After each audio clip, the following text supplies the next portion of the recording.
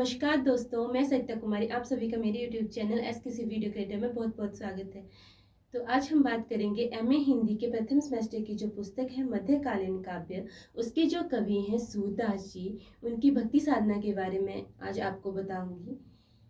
तो ऐसी और एजुकेशनल वीडियोस के लिए मेरे चैनल को सब्सक्राइब कर लें और उसके साथ जो बेल नोटिफिकेशन आइकन है उसको प्रेस करके मेरी आने वाली वीडियोस की नोटिफिकेशंस को एक्टिव कर लें।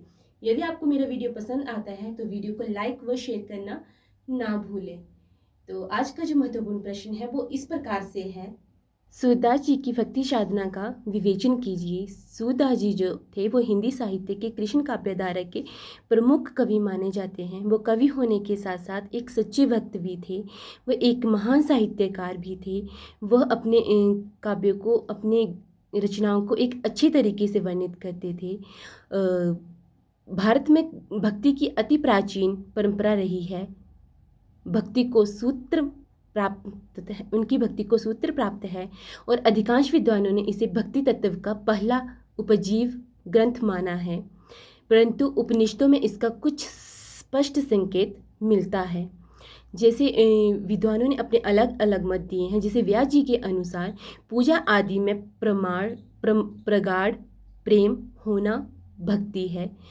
मुनि गर्ग के अनुसार ईश्वर के गुण कीर्तन आदि के प्रति प्रेम होना भक्ति है। तो सूरदास के गुरु जी जो थे वो वल्लभाचार्य जी थे। उन्हीं से कवि ने दीक्षा प्राप्त की थी और वल्लभाचार्य जी एक अपने सिद्धांतों पर विश्वास रखने वाले कवि थे। वो एक अच्छे गुरु और एक अच्छे कवि भी थे। सूरदास जी ने दीक्षा लेने के बाद सरल भाव के पदों की रचना की है। आगे चलकर वे माधुर्य भाव के से संबंधित भावों की रचना करने लगे।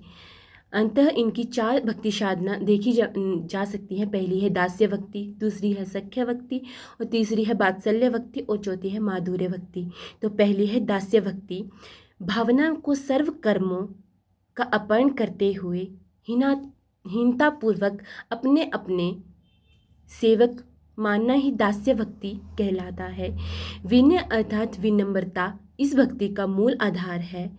इसमें भक्त अहंकार को नष्ट कर देता है और वह विनम्र बनकर स्वयं को एक सेवक के रूप में कार्य करने के लिए तत्पर करता है।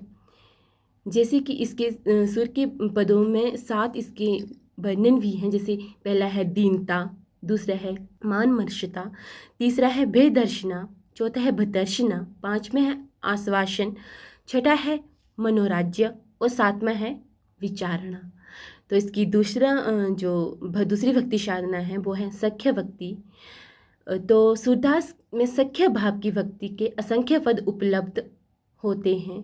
भक्ति में भक्त अपने इष्ट देव के साथ प्राप्त मार्ग में चलता है। वह इष्ट देव की लीलाओं में खुलकर भाग लेता है। उनका चलना फिरना, खान पान, गाना आदि कुछ भी भक्त की एक विशेषता होती है या भगवान की जो विशेषता होती है वह एक भक्त में छिपा नहीं रहता। सूरदास श्री कृष्ण के ऐसे भक्त थे। उन्होंने अपने सख्य भाव की भक्ति में बड़ा ही विस्तृत और व्यापक रूप में इसका वर्णन किया हुआ है। तो इसकी अगली विशेषता है वात्सल्य भक्ति। दास्य और संख्य भाव की अतिरिक्त महाकवि सूरदास ने कृष्ण के प्रति वात्सल्य भाव की भक्ति का भी वर्णन किया है या उनका चित्रण देखने को मिलता है। सूरदास पहले नारद भक्ति सूत्र में कुछ पद वात्सल्य भक्ति से संबंधित मिलते हैं। जैसे कि पहली है उनकी स्योग वात्सल्य, दूसरी है उनकी वियोग वात्सल्य, पहली है माधुर्य भक्ति। तो माधुर्य भक्ति में सूरदास की मौलिक उद्भावनाएं देखी जा सकती हैं।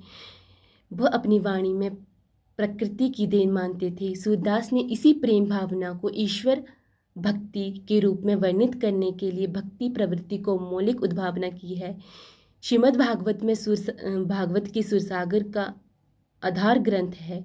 माधुर्य भाव की भक्ति को हम कांता और दाम्पत्य भाव की भक्ति भी कह सकते हैं, जिसमें 2 माधुर्य भाव की भक्ति भी 2 प्रकार की होती है। पहली है स्योगात्मक माधुर्य भाव की भक्ति और दूसरी है वियोगात्मक माधुर्य भाव की भक्ति।